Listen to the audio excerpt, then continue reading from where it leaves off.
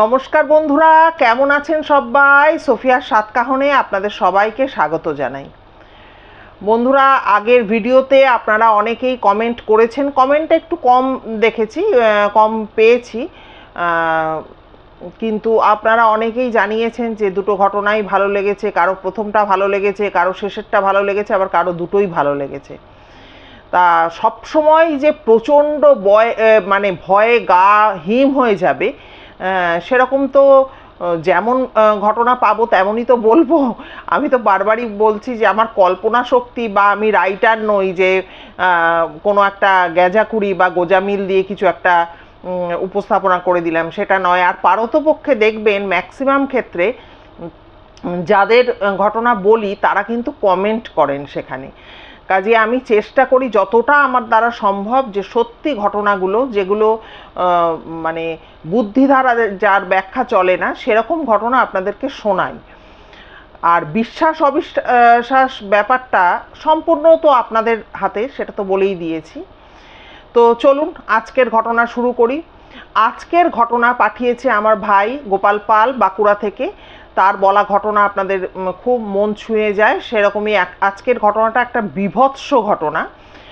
সেই ঘটনাটা ওকে শেয়ার করেছে ওর এক ঘনিষ্ঠ বন্ধু।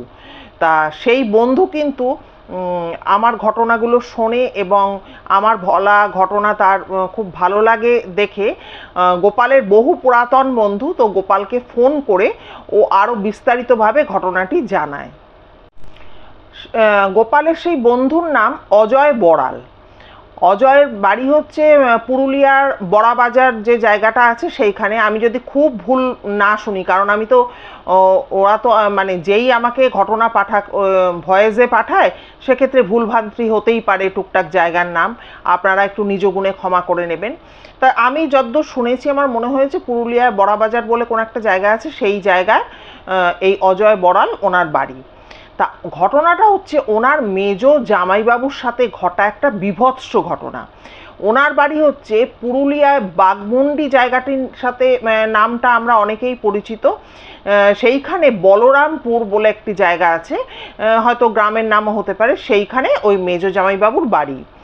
এবার যখন অজয়ের যে দিদি আর কি, তাহলে গোপালেরও দিদি হলো সম্পর্কে, তা ওই দিদির যখন বিয়ে হয় জামাইবাবুর সাথে, তখন কিন্তু জামাইবাবুর অবস্থা খুবই খারাপ ছিল, খুব খারাপ। একটা ছোট্ট বাড়ির লাগোয়া একটা ছোট্ট দোকান ছিল, আর অন্য বড় দোকান থেকে বা যাদের খুব বড় আর কি ব্যবসা, সেখান থেকে টুকটাক কাজ এনে উনি করতেন। ওনার কিন্তু সোনার দোকান, স্বর্ণশিল্পী। আর হচ্ছে ওই টুকটাক গ্রামের ব্যাপার বুঝতেই পাচ্ছেন, টুকিটাকি যা কাস্টমার তাদের কাজ করতেন। এইভাবে মানে অতি কষ্ট করে তখন কিন্তু সংসার চলতো। তা এইভাবে চলতে থাকে এবং সবসময় এই যে মেজ জামাইবাবু, উনি প্রচণ্ড একজন সৎ এবং রসিক, ভদ্র ব্যবহার এরকম একজন মানুষ। কিন্তু উনি না মানসিকভাবে খুব দুঃখ পেতেন যে এমনভাবে দোকানটাও ঠিকমতো চলে না, যে সংসারটা একটু ভালো করে চলবে। স্বাভাবিক, আমরা মধ্যবিত্ত বা নিম্ন মধ্যবিত্ত পরিবারের ঈশ্বরের কাছে কি চাওয়া বলুন? এটাই তো চাওয়া যে আমরা যেন একটু শান্তিতে বা একটু সুখে, এমন আহামরি কিছু চাই না, যেন দুবেলা খেয়ে দিয়ে বেঁচে বসতে থাকি, এটাই চাওয়া। তা ওরকমই উনি খুব কষ্ট পেতেন, দুঃখ পেতেন। যাই হোক, এইভাবেই দিন চলতো।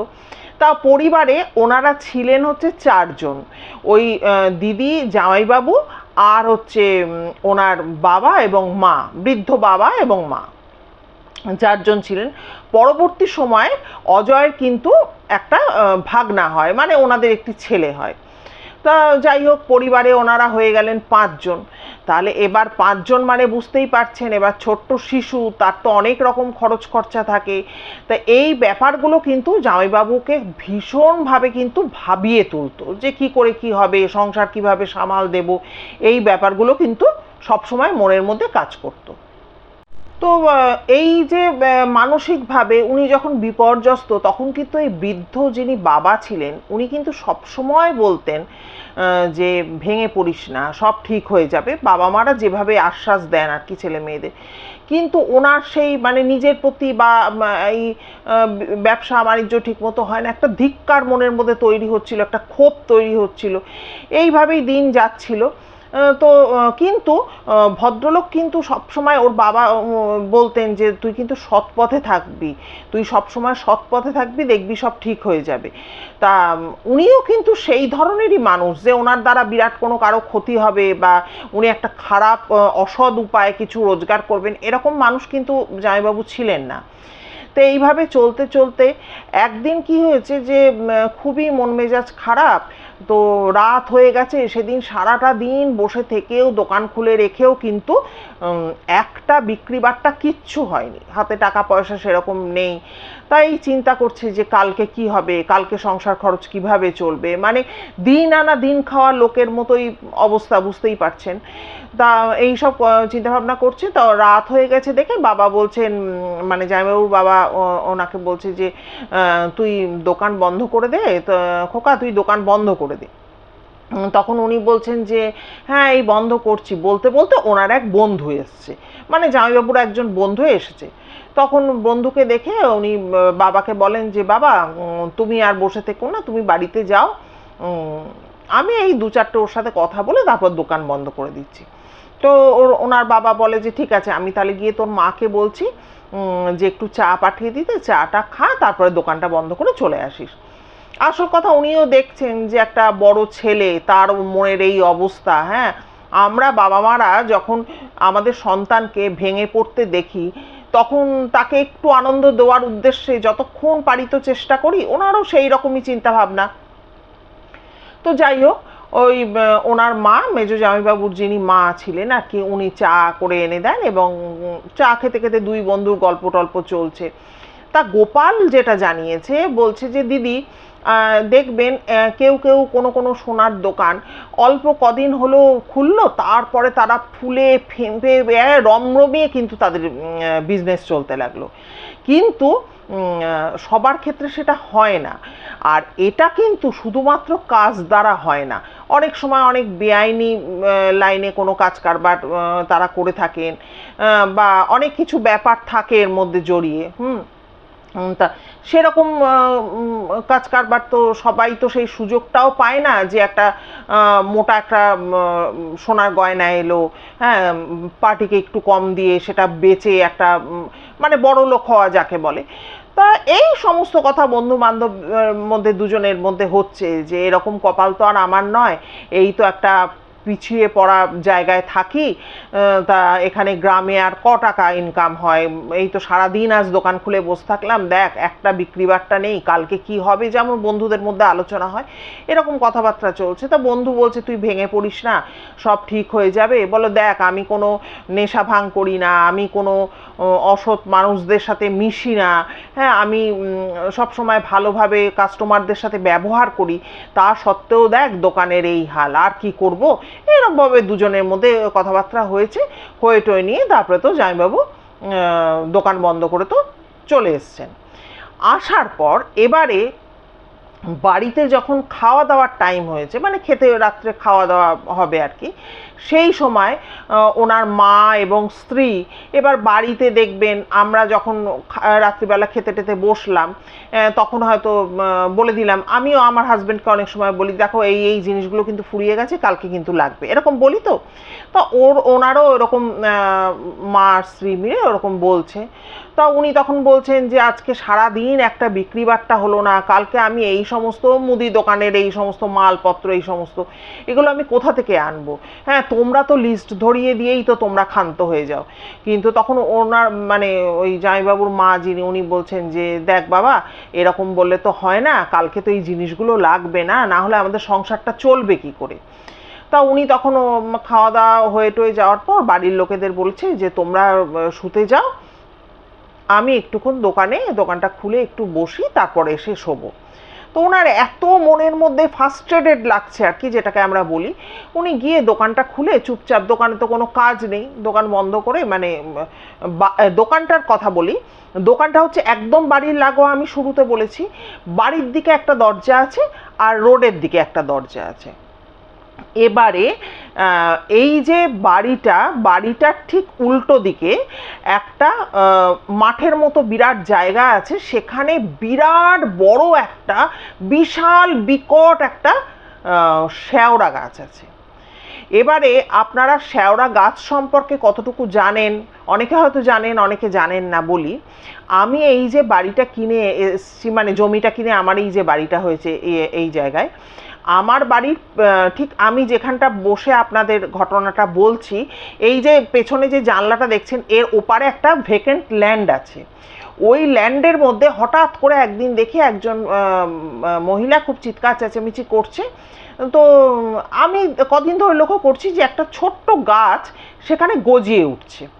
তা আমি অতটা গুরুত্ব দিইনি, কত রকমই ওই ভ্যাকেন্ট ল্যান্ড যেহেতু পড়ে আছে, বর্ষার দিনে কত রকমই গাছ গজায়, এবং গাছটা দেখলাম বেশ কিছুটা বড় হয়ে গেছে। এবার ওই ভ্যাকেন্ট ল্যান্ডের, মানে আমার এই যে জানলার পেছনে ভ্যাকেন্ট ল্যান্ড, তার ওপাশে যে বাড়িটা আছে, সেই বাড়িটার যে বয়স্ক ভদ্রমহিলা, উনি তখন বলছেন যে, আমাকে একদিন ডেকে বলছে যে, তুমি দেখেছো এখানে কি মারাত্মক গাছটা জন্মাচ্ছে। আলে কি গাছ এটা?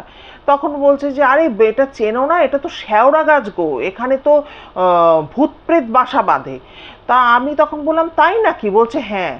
বলছে এই গাছটা কিন্তু মারাত্মক গাছ, এই গাছটাকে কেটে ফেলা খুব দরকার।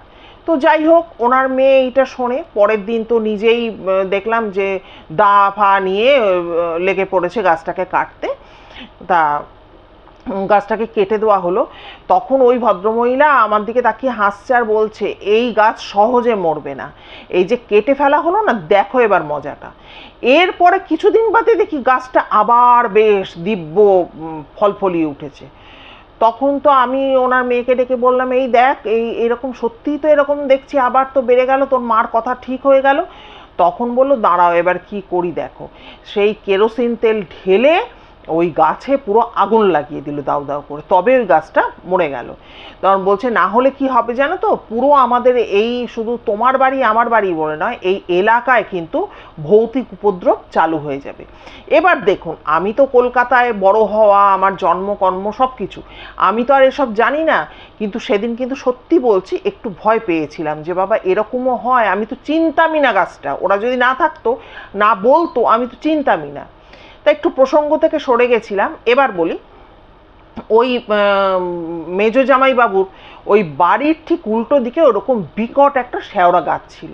তো এবার অনেক কাস্টমার আসতো, তারা কিন্তু বলতো যে এই গাছটা তোমরা কেটে ফেলছো না কেন, তোমাদেরই তো জায়গায়, মানে ওখানে একটা মাঠের মতো জায়গা ছিল, সেটা জামাইবাবুদেরই ছিল। তখন এই কাটছি, আর অত বড় একটা গাছ হয়ে গেছে, লোক লস্কর লাগবে, কাটা হচ্ছে না, ঠিক আছে। এইভাবে কিন্তু দিনগুলো চলছিল। এবারে জামাইবাবু যখন ওই দোকানে, বললাম তো রাত্রিবেলা ও বাড়ির লোকেদের বলেছে তোমরা শুয়ে পড়ো, আমি একটু দোকানটা খুলে গিয়ে বসি। এবার যখন দোকানে এসে বসেছে, হঠাৎ করে প্রচণ্ড ঝড় শুরু হয়, প্রচণ্ড ঝড় বৃষ্টি চালু হয়ে যায়।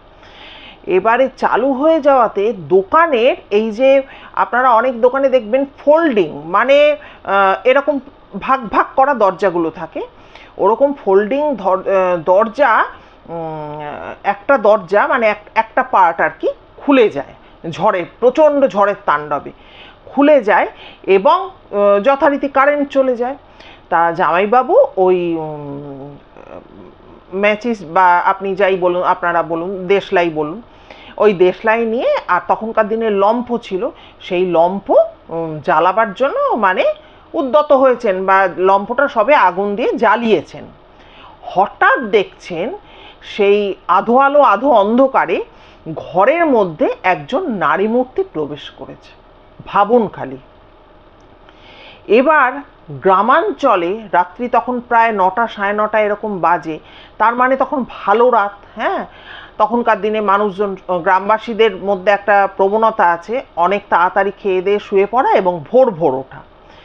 তো অত রাত্রে একজন মহিলা দোকানের মধ্যে এসে দাঁড়াতে এবার তো জামাইবাবু তো দেখে ভেতরটা কেঁপে উঠেছে যে কি ব্যাপার, আপনি কিভাবে এলেন এখানে? তখন ওই ভদ্রমহিলা বলছে যে আমি এসেছি। তখন বলছে আপনি এসেছেন এত রাত্রে, আপনি এই ঝড় বৃষ্টির মধ্যে আপনি এসেছেন? বলছে হ্যাঁ আমার কাজ ছিল। তখন বলছে কি কাজ ছিল? তখন একটা বেশ বড় ধরনের আংটি ওই ভদ্রমহিলা ওই মেজো জামাইবাবুর হাতে দিয়েছেন। এবারে আংটিটা দেখে মেজো জামাইবাবু তো অবাক। হ্যাঁ, এত রাত্রে আংটি, একটা মানে মনে হচ্ছে একটা বাড়ির একটা বউ, সে একটা আংটি নিয়ে এসে দিয়েছে এবং আংটিটা দেখছে প্রায় 2500 থেকে 3000 টাকা মতো দাম হবে। তখন বলছে যে এই আংটিটা আমি বিক্রি করতে চাই। তখন বলছে যে আপনি বিক্রি করতে চান, কিন্তু আমার কাছে তো বেশি টাকা নেই, এই অবশ্যই আংটিটা থেকে এমন কিছু টাকা পাওয়াও যাবে না, এইটা থেকে 300 টাকা মতো পাওয়া যাবে, আর আমার কাছে অত টাকাও নেই। তখন বলছে তোমার যা আছে দাও না, দাও ওই 300 টাকাই আমাকে দিয়ে দাও। তখন বলছে যে এবার তো উনি অবাক হওয়ার পালা, উনি বলছেন যে 300 টাকা আমি দিয়ে দেব, আর মনের মধ্যে হচ্ছে যে বাড়ি থেকে হয়তো এটা নিয়ে এসছে, আবার কাল হয়তো এসে চাইবে। তখন বলছে যে 300 টাকা আমি দিতে পারি, কিন্তু আপনি যদি কালকে এসে আবার এই আংটি ফেরত চান, দেখুন আমি কিন্তু এটা গলিয়ে ফেলবো, মানে গলিয়ে ফেলে সলিড সোনা বার করব, এটা বলেছে। তখন বলছে যে না না আমি চাইবো না, আমি চাইবো না, ওই তুমি 300 টাকাই দাও, কোনো অসুবিধা হবে না, আমি কোনো চাইবো না। তখন বলছে যে চাইবেন না তো? দেখুন বারবার করে যাইবো বলছে চাইবেন না তো, কাল সকাল হলে আবার চাইতে আসবেন না তো, কারণ আমি এক্ষুনি গলিয়ে ফেলবো। তখন বলছে যে না আমি চাইবো না। তাও যাই হোক, জামাইবাবু আংটি নিয়েছে এবং 300 টাকা তো ওনাকে দিয়ে দিয়েছে মহিলাকে। এইবারে বলেছে যে আমি এরকম মাঝে মধ্যেই জিনিস নিয়ে আসবো তোমার কাছে, একটাই কথা তোমাকে বলা রইল, আমি মাঝে মধ্যেই আসবো, জিনিসও নিয়ে আসবো তোমাকে দেব, কিন্তু এই কথাটা কিন্তু তুমি আমি ভিন্ন, তুমি কাউকে বলতে পারবে না। তখন জামাইবাবু বলেছে ঠিক আছে কাউকে বলবো না। তো জামাইবাবু তখন তো যাই হোক উনি তো বেরিয়ে চলে গেছে। এইবারে জামাইবাবু তো দোকান টোকান বন্ধ করে টোরে দিয়ে উনি চলে এসছে, মানে বাড়িতে চলে এসছে, এসে নিয়ে শুয়ে পড়েছে, ঘুমিয়ে পড়েছে এবং মনে একটা জোর এসছে যাকে বাবা কালকে টুকিটাকি যা সংসারের প্রয়োজন বা এই মুদিখানা এই দোকান ফোকানগুলো যা করার এগুলো আমি করতে পারবো, একটা মনে জোর এসছে। পরের দিন সকালবেলায় দোকানে চলে গেছেন এবং যখন ওইটা গলাচ্ছেন তখন ওই বৃদ্ধ বাবা, জামাইবাবুর বাবা, উনি ওখানে গেছেন। এবারে পুরনো দিনের মানুষ, বুঝতেই পারছেন, এটা দেখে তো উনি অবাক হয়ে গেছেন। বলছে কি রে, এটা তুই কোথা থেকে পেলি? তুই সোনা গলাচ্ছিস, সোনা কোথা থেকে পেলি? বলো আমি কিনেছি। তা এদিক ওদিক কথা বলে ভুজুং বাজুং দিয়ে বাবাকে কোনো রকম একটা বুঝিয়ে দিয়েছে, কিন্তু আসল কথাটা কিন্তু উনি ফাঁস করেননি। যাই হোক, এই কেনা এই যে টাকাটা পেয়েছে, হ্যাঁ ঠিকই উনি বেশ ভালোই টাকা পেলেন, 2500 থেকে 3000 টাকা পেলেন, আর 300 টাকা দিয়ে দিচ্ছে। তখনকার দিনে 2500 3000 মানে যথেষ্ট তার দাম আছে সেই টাকার। হ্যাঁ, বেশ কয়েকটা দিন একটু মানে আরামে ভালোভাবে একটু সংসারটা কেটেছে। এবার সংসার চলার পর আবার সেই কিছুদিন বাদে, 10-15 দিন বাদে ধরুন, আবার কিন্তু সেই একই ব্যাপার, সেই অভাব অনটন, সেই সব কিছু আবার কিন্তু শুরু হয়েছে। দিন আর চলে না, চিন্তায় ভাবনায় জামাইবাবুর তো খুবই অবস্থা খারাপ হয়ে যাচ্ছে। আচ্ছা, জামাইবাবু কিন্তু যেটা বলছিলাম, এই যে আংটিটা, এটা কিন্তু বিক্রি করে পান হচ্ছে 2700 টাকা, মানে 2700 টাকা উনি পেয়েছিলেন। তো যাই হোক, এরপরে আবার ওরকম তো কষ্টে দিন চলছে। আবার একদিন রাত্রিবেলা কিছু কাজ ছিল দোকানে, উনি কাজ করার সময় দেখবেন স্বর্ণকাররা যখন কাজ করে তখন কিন্তু মাথাটা নিচুর দিকে করে কাজ করে। মাথা নিচু করে কাজ করতে করতে যেই ওপর দিকে তাকিয়েছেন, দেখছেন ভদ্রমহিলা আবার এসছে। এবারে নিয়ে এসছেন, এবার ওনারও মনে একটু লোভ হচ্ছে যে যাক আবার এসছে, মানে আবার কিছু জিনিস নিয়ে এসছে, আর ভয়ও লাগে, আবার লোভও আছে, কারণ বললাম তো খুবই সৎ মানুষ উনি। তা কাজেই একদিকে লোভ যে সংসারটা ভালোভাবে চলবে, হ্যাঁ একটু সবাই, বাচ্চাটা বড় হচ্ছে, খরচ খরচা রয়েছে, আবার অন্যদিকে ভয়ও লাগে। তা উনি ওরকম এসছেন ভদ্রমহিলা, এবার নিয়ে এসছেন হচ্ছে একটা বেশ ভারী একটা হাতের বালা এবং একটা বড় একটা হার নিয়ে এসছেন, আর হচ্ছে কানের ঝুমকো নিয়ে এসছেন। এবার হার আর কানের ঝুমকো প্রায় 3.5 ভরির কাছাকাছি হবে, হ্যাঁ, এরকম একটা দুটো জিনিস নিয়ে এসছে। তখন জামাইবাবু বলছে যে আবার আপনার তো ওই আংটিটা তো আপনি আংটি চাইতে আসেননি তো, আংটি কিন্তু আর নেই কিন্তু। তখন বলে না না, আমি চাইতে আসিনি। তখন বলছে যে ওই আংটিটা বিক্রি করে বেশি পেলাম না, 100 টাকার মতো পেলাম। তখন ভদ্রমহিলা বলেছে যে 100 পেলে কি 2700 পেলে, হ্যাঁ, সেসব তো আর আমি শুনতে চাই না, এই দুটো নাও, নিয়ে আমাকে 750 টাকা দাও। এইবারে উনি তো দেখেছেন যে জিনিস দুটো তো খুব ভালো, মানে মোটা জিনিস এবং সলিড জিনিস, তো উনি তো স্বর্ণকার যেহেতু, ওনারা তো ক্যালকুলেশন করেই ফেলেছেন 3.5 ভরি মতো আছে। তখন বলছে যে 750 টাকা কেন? বলছে না, আমার ওই টাকাটারই দরকার। তখন বলছে যে হ্যাঁ, আগেরটা বিক্রি করে আমি তো খুব কম টাকায় পেয়েছি। তখনও কিন্তু জামাইবাবু কোনো স্ট্রাইক করেনি যে এক্স্যাক্ট কিন্তু ফিগারটা টাকার উনি কিন্তু বলে দিয়েছে ভদ্রমহিলা। তখন বলছে যে এই দুটো বিক্রি করলে একটু বেশি পাবো মনে হচ্ছে। বলছে হ্যাঁ, তুমি 18,000 টাকা মতো পাবে।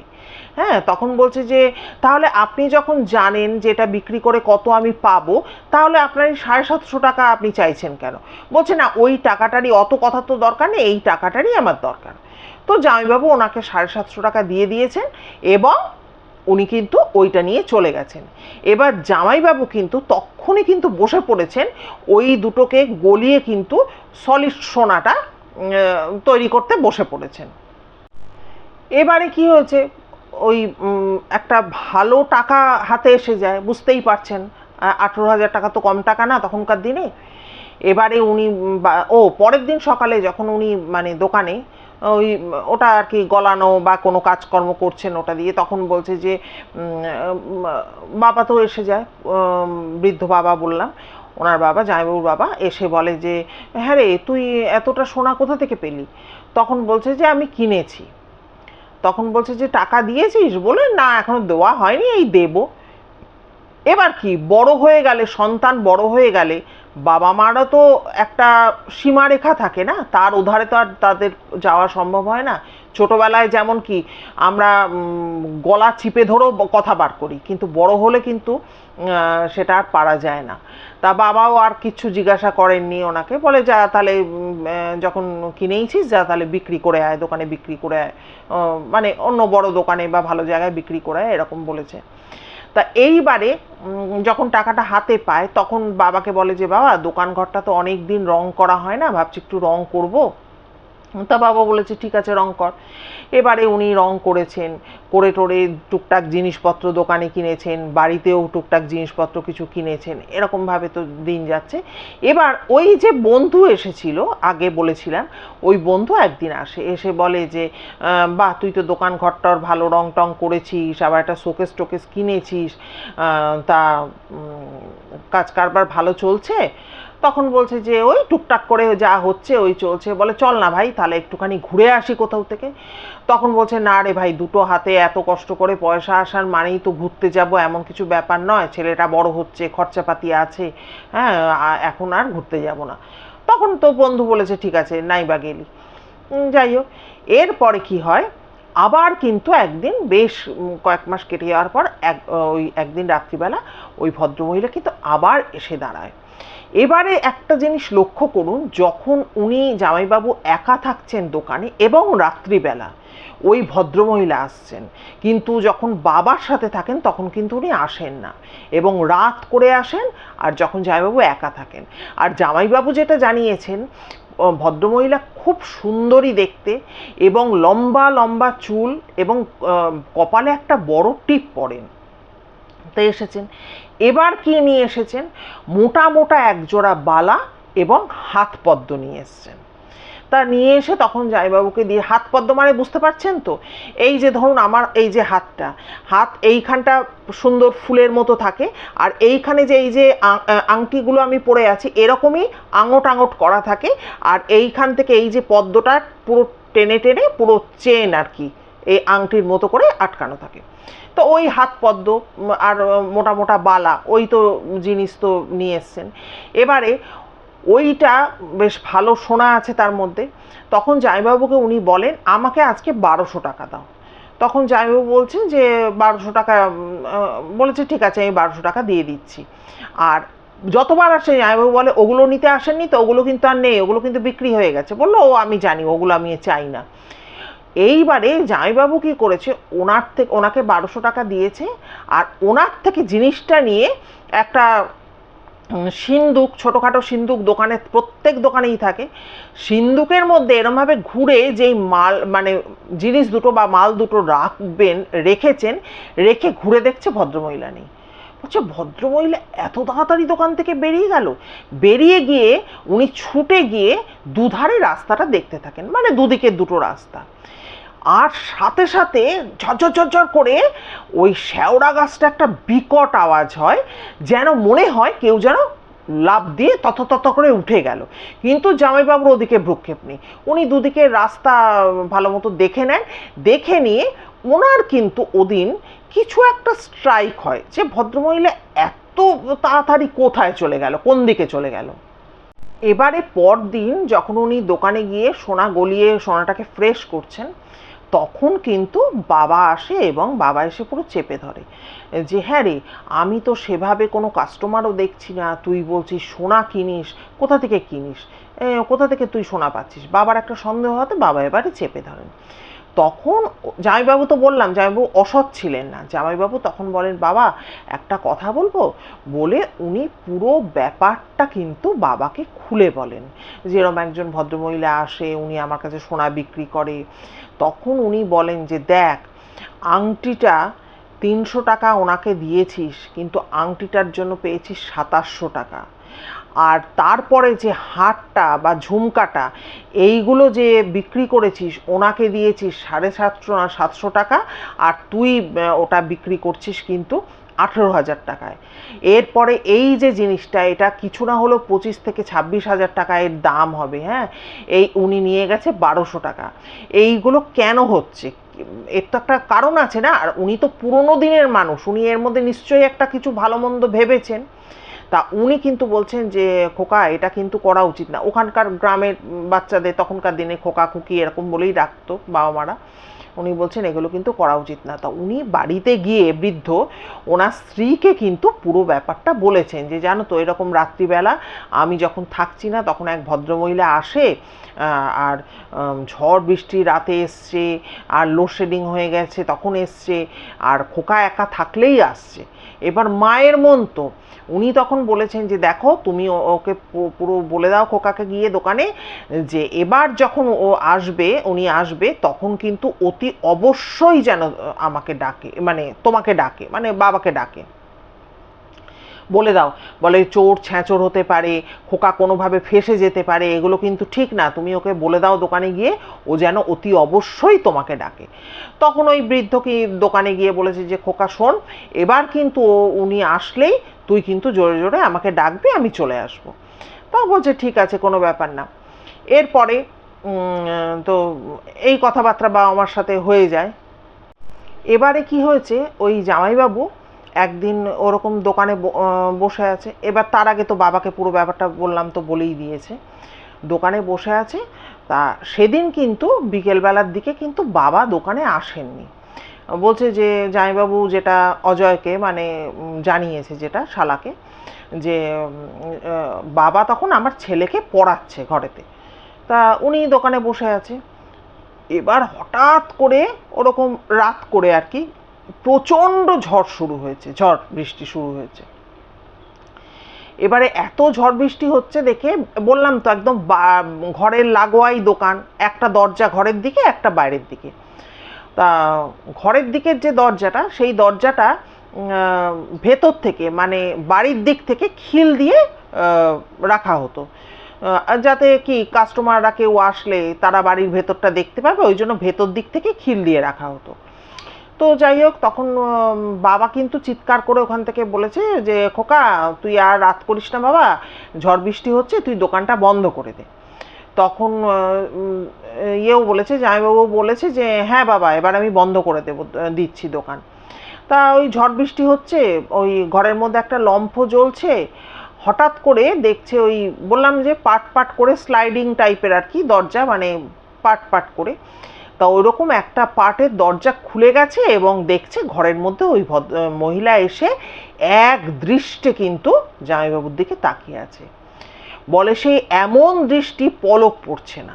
এবার এটা দেখে জামাইবাবু তখন তো একটু ভয় পেয়ে গেছে, কারণ ওই যে বলে না চোরের মন সবসময় আর কি ভয় ভয় থাকে, কারণ এত টাকা লাভ করেছে জামাইবাবু। এবার সাথে সাথে বলছে যে দেখুন আর কিন্তু ওই গয়নাকাটি কিছু পাবেন না, কারণ এগুলো কিন্তু সমস্ত বিক্রি ফিক্রি হয়ে গেছে এই সমস্ত। তাই শুনে ওই মহিলা বলছে যে তোকে যে আমি বলেছিলাম যে কাউকে এই কথাটা বলবি না, দাঁড়া এবার তোর মজা দেখাচ্ছি।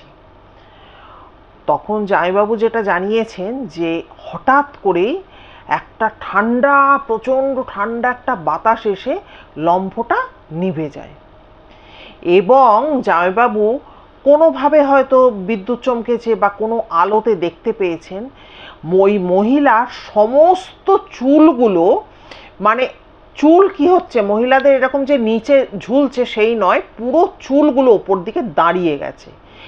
এবং অজয় দাকে যেটা জানিয়েছে আর কি, যে তুমি ভাবতে পারবে না সে দৃশ্য মহিলার। এইটা দেখে জামাইবাবু বাবা গো করতে করতে পুরো অজ্ঞান হয়ে পড়ে যান। তো বাড়ির থেকে বাবা মা সবাই তো আওয়াজটা শুনেছে, বাবা মা স্ত্রী সবাই তো ওদিক থেকেই খিল খুলে দরজা খুলে ভেতরে ঢুকে দেখে যে ছেলে এইভাবে তো পড়ে আছে। যাই হোক ওনার বাবা তো ছেলেকে যাই হোক নিজেই দোকান টোকান বন্ধ করে ছেলেকে নিয়ে তো ভেতরে চলে যান এবং বলে যে তুই তোর ঘরে শো, কি হয়েছে। তখন বাবাকে উনি সমস্তটুকু বলে ঠিক আছে আজকে রাত্রিটা শো, দেখছি কি করা যায়। এবার পরের দিন ভোর ওই বৃদ্ধ ভদ্রলোক উঠে নিয়ে এইবার তো মনের মধ্যে চিন্তা করছে যে আমাদের এত বড় গ্রাম, হ্যাঁ টুকটাক এদিক থেকে সেদিক থেকে কাস্টমার আসে, কিন্তু এত গভীর রাতে হ্যাঁ একা মহিলা একজন আসবে এত ভারী ভারী গয়না নিয়ে, এটা কি খুব স্বাভাবিক? এই ওনার মনের মধ্যে তোলপাড় করতে করতে 2-3টে গ্রাম পর একটি জায়গা আছে হাতিগোদা ঠাকুর, আমি যদি খুব ভুল না করি তাহলে ওই জায়গাটার নাম হচ্ছে হাতিগোদা ঠাকুর বলে একটা জায়গা আছে। ওই জায়গায় উনি চলে গেছেন এবং ওখানে হচ্ছে একটা শিব মন্দির আছে, যে মন্দিরে কিন্তু ভেড়া বলি হয়। তা ভেড়া বলি হয়, এবারে উনি সেখানে পৌঁছে গেছেন। আর পুরো মন্দিরের দেখাশোনা করে হচ্ছে সাঁওতাল সম্প্রদায়ের মানুষজন। তো ওখানে যারা আর কি গুণিন টুনিন ধরনের আছে তাদেরকে কিন্তু এই মেজো জামাইবাবুর বাবা যিনি বৃদ্ধ মানুষ উনি কিন্তু গিয়ে পুরো ব্যাপারটা বলেন। তখন বলেন যে আচ্ছা এরকম হয়েছে, তা এবার জানতে চেয়েছে যে কোথায় বাড়ি, কি বৃত্তান্ত। বলছে তোমাদের বাড়ির ওখানে কটা বাড়ি আছে, এই সেই, হ্যাঁ ওখানে কি কোনো কবরস্থান আছে বা শ্মশান ঘাট আছে? বলে না আছে, সেগুলো অনেক দূরে দূরে। তখন এবার বলছে যে গাছপালা কীরকম কি আছে? বলছে হ্যাঁ আমাদের ওখানে ফুলের গাছ টাছ টুকটাক আছে। তখন বলছে বড় কোনো গাছ? বলে না আমাদের ওখানে বড় কোনো গাছ নেই। তখন বলছে কোনো বড় গাছ নেই? তখন বলছে হ্যাঁ একটা গাছ আছে, ওই আমার বাড়ির উল্টো দিকে, আমাদেরই ওটা জায়গা, একটা বিরাট বড় একটা শেওড়া গাছ আছে। এবারে তখন বলেছে যে কত বড় গাছটা? বলছে যে দেখুন আমার তো বয়স হয়ে গেছে এতটা, মানে মেজো জামাইবাবুর বাবা বলছে আর কি, আমার এতটা বয়স হয়ে গেছে, এই গাছটা আমার জন্মের আগের থেকেই রয়েছে। তখন তো ওনারা বুঝতে পেরে তখন বলছে যে ঠিক আছে তুমি বাড়িতে যাও, আমার যেতে 2-1 দিন সময় লাগবে, কিন্তু জেনে রাখবে আমি যতক্ষণ না যাচ্ছি প্রতিটা দরজায়, রাত্রে যখন শোবে প্রতিটা দরজায় রসুন বেশ খানিকটা বেটে নেবে, এই রসুন বাটা প্রত্যেকটা দরজায় দিয়ে তারপরে শোবে। তখন বলছে যে কেন রসুন বাটা দেবো কেন? বলছে কেন তোমার জেনে কাজ নেই, তুমি চলে যাও, প্রত্যেকটা দরজা যেন ভুল না হয়।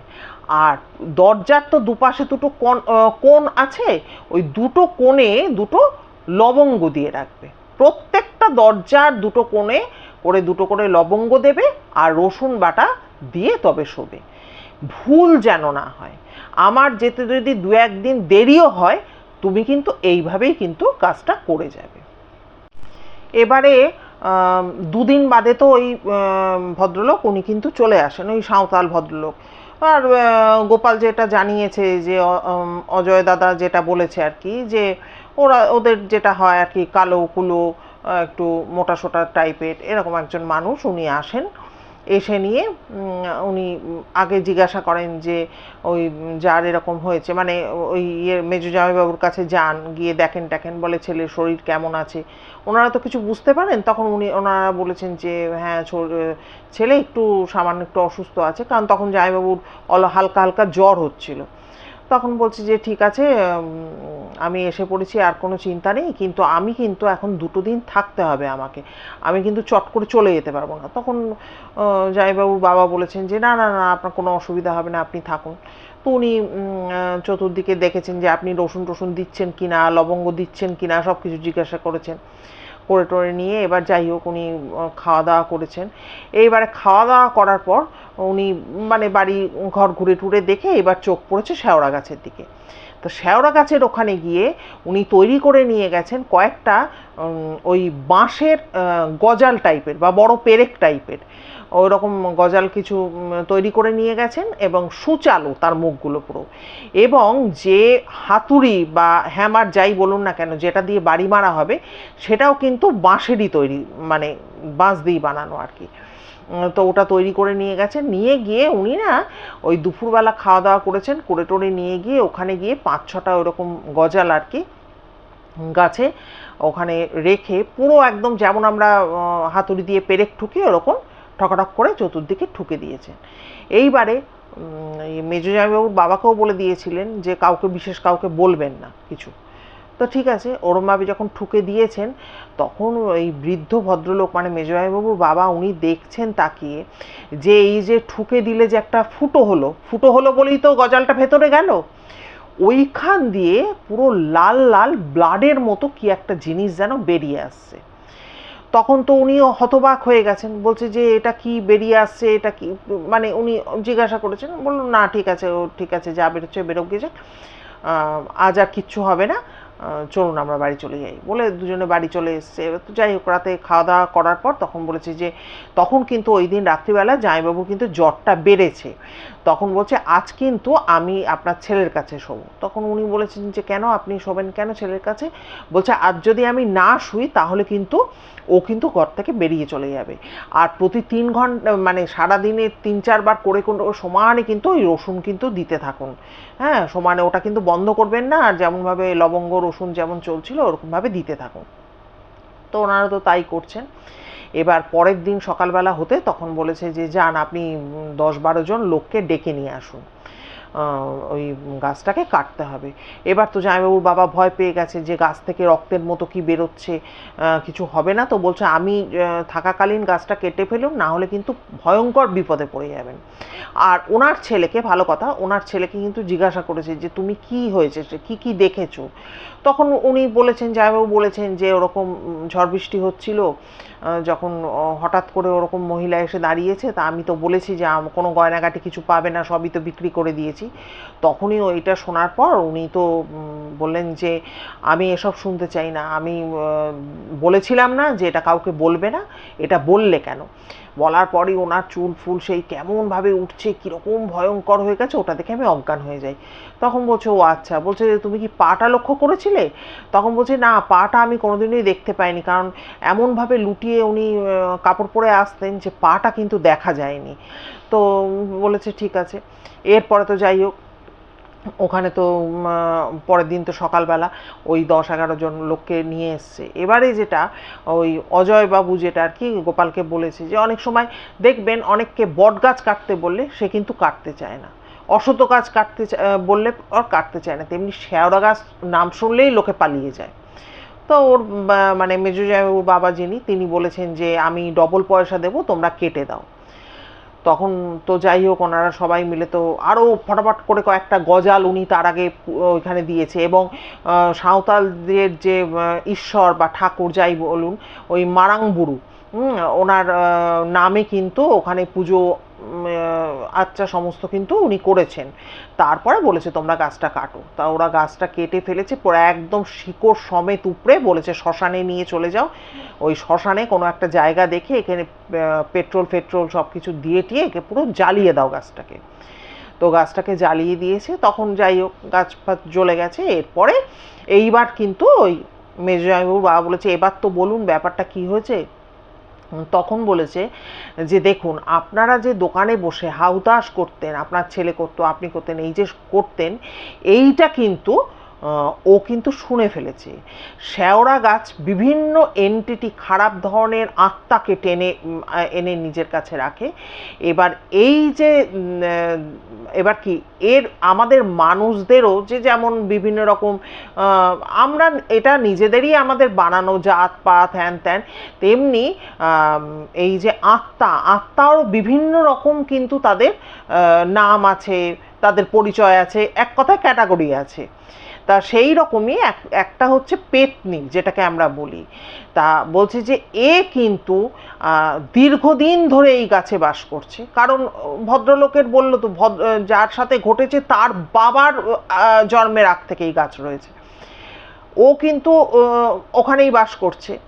এবার ওই সাঁওতালদের যিনি এসেছিলেন উনি বলেন যে এবার যখন তোমরা হাউতাস করছো, ও একটা পথ খুঁজে পেয়ে গেছে, যে এই পথে মানে এন্ট্রি নিয়েছে।